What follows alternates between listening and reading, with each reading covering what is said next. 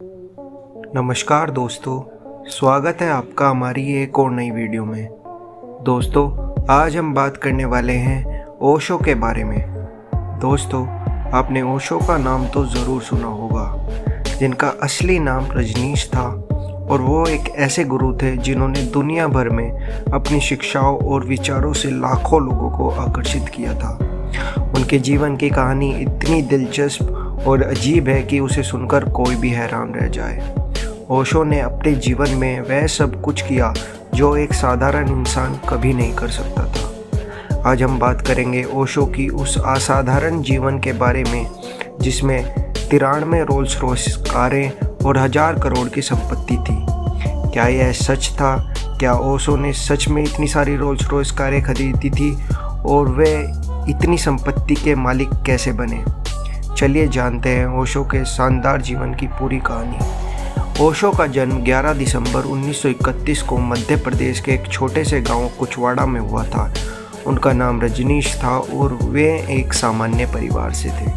उनके परिवार में गरीबी थी, लेकिन उनका मन बहुत बड़ा था। ओशो के बचपन में ही यह साफ हो गया था कि वे दूसरे बच्चों से अलग थे। उनकी सोच और उनकी दृष्टि बहुत गहरी थी और उन्होंने जल्दी ही यह महसूस किया। उनकी पढ़ाई में भी ओशो ने हमेशा ध्यान आकर्षित किया। वे किताबों में खोए रहते थे और हमेशा अपने जीवन के बड़े सवालों के जवाब ढूंढते रहते थे। यही कारण था कि ओशो की शिक्षा का तरीका भी बहुत अलग था। ओशो ने ध्यान और साधना के महत्व को अपनी जीवन यात्रा में महसूस किया। वे कहते थे, ध्यान से ही जीवन की सच्चाई का पता चलता है। उन्होंने खुद को और दूसरों को ध्यान के माध्यम से आत्मा की शांति प्राप्त करने के लिए प्रेरित किया।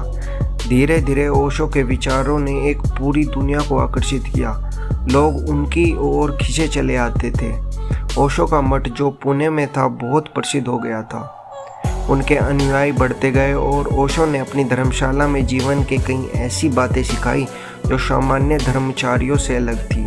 वे कहते थे कि संसार में भोग और आत्मिक उन्नति दोनों का संगम हो सकता है। यही उनकी टीचिंग्स की खास बात थी। ओशो का प्रभाव धीरे धीरे बढ़ता गया। उन्होंने अपनी शिक्षाओं को अंतर्राष्ट्रीय स्तर पर फैलाना शुरू कर दिया था।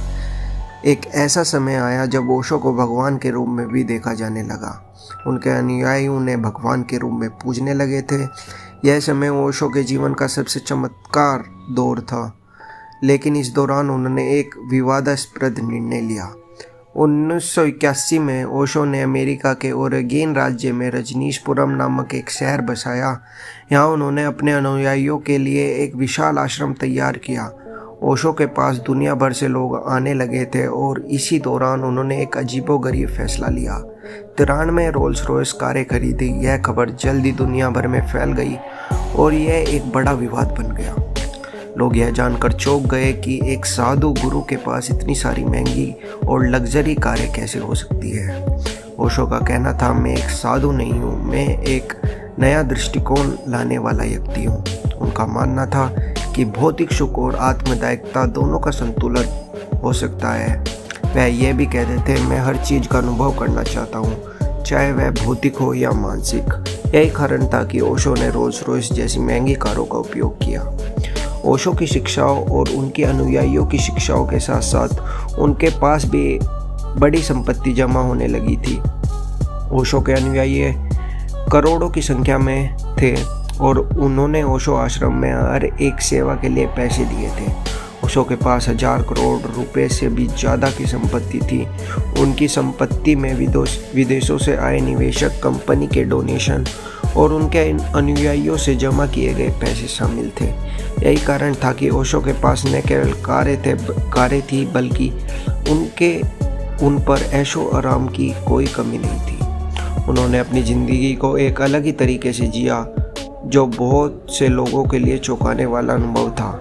लेकिन जैसे जैसे ओशो का प्रभाव बढ़ा वैसे वैसे उनके खिलाफ विवाद भी बढ़ने लगे।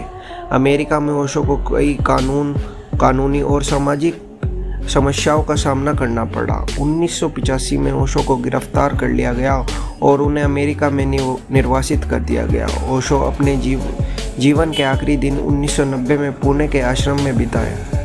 आज भी ओशो की शिक्षाएं लोगों के दिलों में जीवित है। उनके अनुयायी आज भी उनकी बातें करते हैं और उनके ध्यान की विधियों को अपनाते हैं। ओशो के विचारों में एक गहरी सच्चाई थी जो आज भी लोगों को प्रभावित करती है। ओशो ने यह साबित किया है कि भौतिक दुनिया से दूर रहते हुए भी आप भौतिक सुखों का आनंद ले सकते हैं और साथ ही आत्मिक उन्नति की भी प्राप्ति कर सकते हैं। ओशो के जीवन को देखकर हमें यह समझ जाना चाहिए कि जीवन को अपने तरीके से जीना चाहिए, चाहे वह किसी भी रूप में हो। ओशो ने हमें सिखाया कि हम भौतिक और मानसिक दोनों ही सुखों का अनुभव कर सकते हैं, लेकिन सबसे महत्वपूर्ण यह है कि हम अपने जीवन के उद्देश्य को समझें। तो दोस्तों, आज की इस कहानी में इतना ही। अगर आपको हमारी यह वीडियो पसंद आई हो तो वीडियो को लाइक, कमेंट और शेयर करना ना भूलें। मिलते हैं अगली वीडियो में, तब तक के लिए धन्यवाद।